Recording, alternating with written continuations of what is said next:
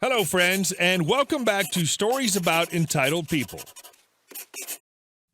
Our first story about why it's better not to piss off the OP who repairs your computer.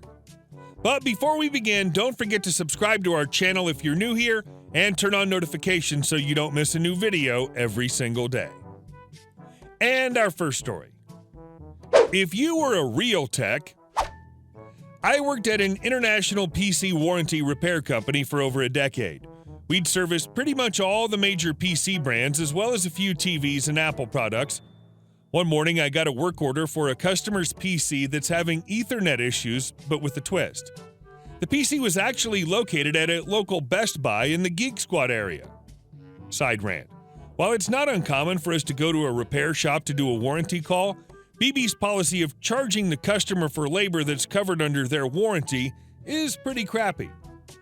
I call up BB and I'm told to come in anytime and told me where the PC would be located. I arrived around 10 a.m. and proceeded to replace the motherboard of the system after verifying the issue. Meanwhile, one of the Geek Squad techs puts me in his sights. He started by telling me each and everything that he perceived that I was doing wrong, and that if I were a real tech, I'd be working for Geek Squad making $11 an hour. I tried my hardest to ignore this kid, I guess his age to be around 19-ish, while I continued to work.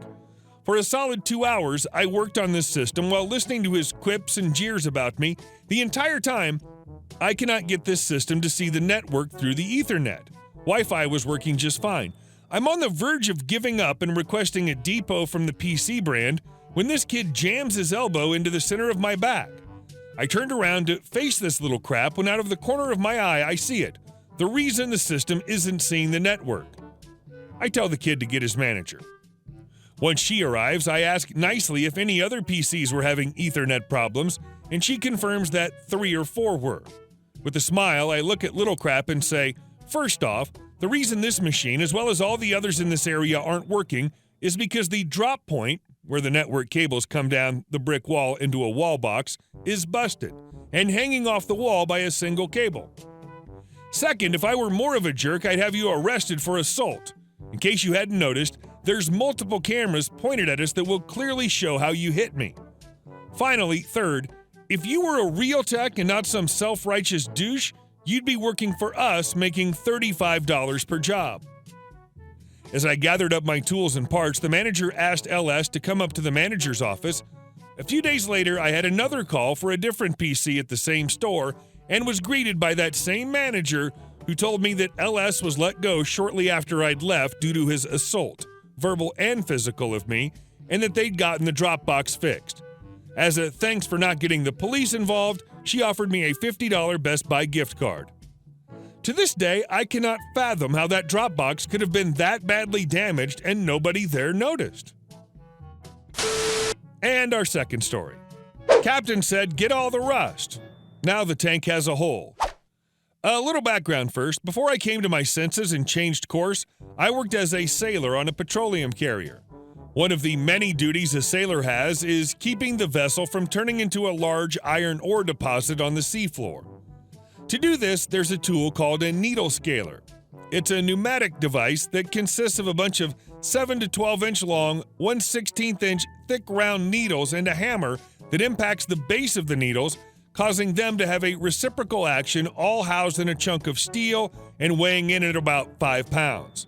It will easily break apart most rust and can punch through thin steel with ease. This will be important later. I worked with a dude, let's call him Joe, that probably ran out of F's somewhere in the 1970s. He complained constantly and was a real pain in the butt. The captain we had at the time was also a pain in the butt who you never wanted to catch you slacking off, as the butt chewing he delivered would make a Marine blush. So we busted butt when he was on board, or he'd make our lives hell.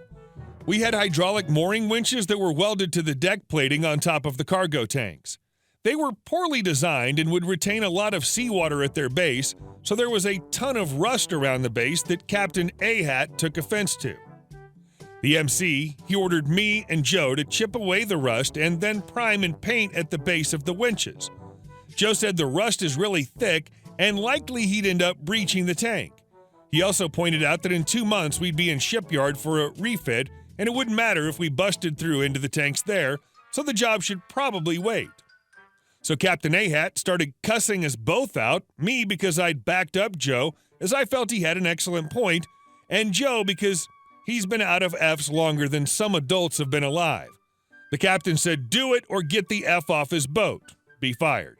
So, like good deckies, we obeyed. I took the aftmost, rearward for you landlubbers winch, while Joe went at the worst one in the middle. He went to town, and after only 45 minutes, he comes to get me. He'd punched 7 large and 4 small holes into the number 4 and number 5 cargo tanks. The winch straddled them. Good news was we were empty and had last carried asphalt, so not much in the way of hazardous gases. Bad news was we were due to load in 14 hours all the tanks to their max with number 6 oil, which doesn't like seawater and has a lot of hydrogen sulfide in it.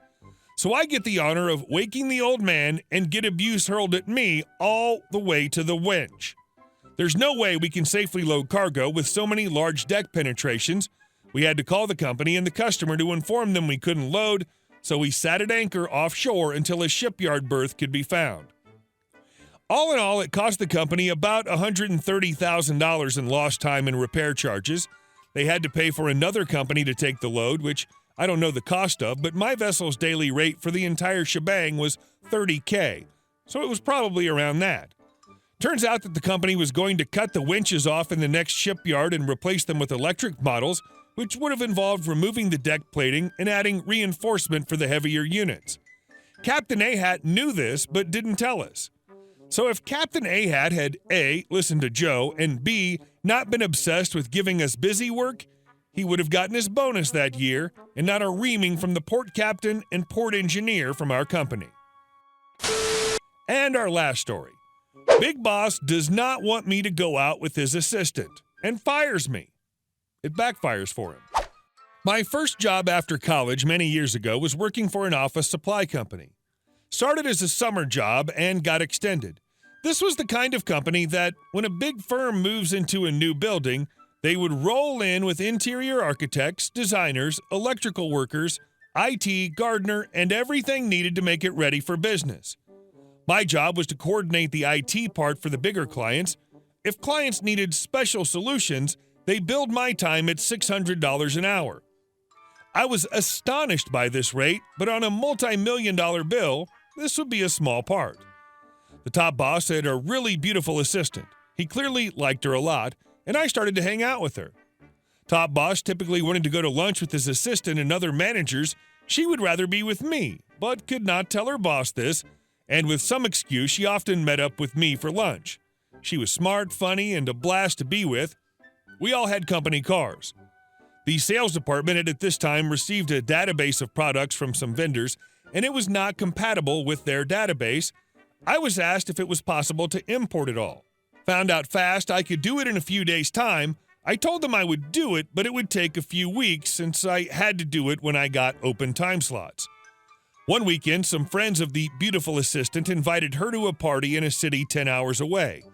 She invited me to come with, and we both asked for Monday and Tuesday off since festivities were planned until Sunday evening. She got an okay, and I was told no. There was really no reason for denying me this, so I suspected unfair play. But the girl was more important to me than the job, so I decided to go anyway. Before I go, I tell the sales department boss he'll get his database updated next week and also a program to import future updates from suppliers. He was very happy about this, as this has been a big problem, and they had some big orders waiting for the tools I was writing. Weekend comes, and we take her company car and go. On Monday, boss calls, and I tell him I can't come in before Wednesday. He tells me he had okayed the days off, but Big Boss overrode him and denied it. And now Big Boss is pushing on him to fire me unless I come in immediately. I can't because I'm not anywhere near. Wednesday morning, I show up to work, and my desk is cleaned out. I'm told I've been fired. My boss tells me he's sorry, but it was demanded by the big boss, and most of my colleagues know what's going on. It's pretty much on my side. Now, load up my stuff, and I drive my company car to an attorney. He tells me, 1, until I have a written termination notice, I'm still employed and being paid, and also that, 2, the way I've been fired had broken a bunch of laws. He writes a letter to the company that he plans to take them to court. Turns out the company is in the middle of being bought out, and they really didn't want a lawsuit while going during this process. So a top manager with a company attorney from a headquarters flies out to resolve. They're really PO'd at local big boss for breaking laws when firing me. I think he was mostly PO'd at me for taking his precious assistant away for the weekend and acted irrational. I agree to settle for $50,000. After the agreement is signed, the local big boss tells me he never wants to see me or have me do any work for him, and this is where the malicious compliance comes in. When the sales department manager finds out I was fired, he's quite upset. He calls me and tells me how sorry he is and asks if I can finish the work for him. It was not much to do, and I would have finished it for free, but I tell him I very much would like to, but the big boss had specifically told me I could not do any work for them, so I could not unless I got it in writing from the big boss that he retracted what he said and that he would allow me to be paid as a consultant. He tells me he would talk to big boss and get back to me. It takes a long time, but after 2 days, I get the mail. I heard there'd been some serious yelling at a meeting between sales department manager and big boss. Anyway, he agreed, and I billed them 40 hours to finish the tools and set it all up, and then 40 hours for the conversion, all at the usual rate of $600 per hour. After the merger went through, they restructured, and the big boss was laid off. Hey guys, thank you all for watching the video. I'll see you in the next one.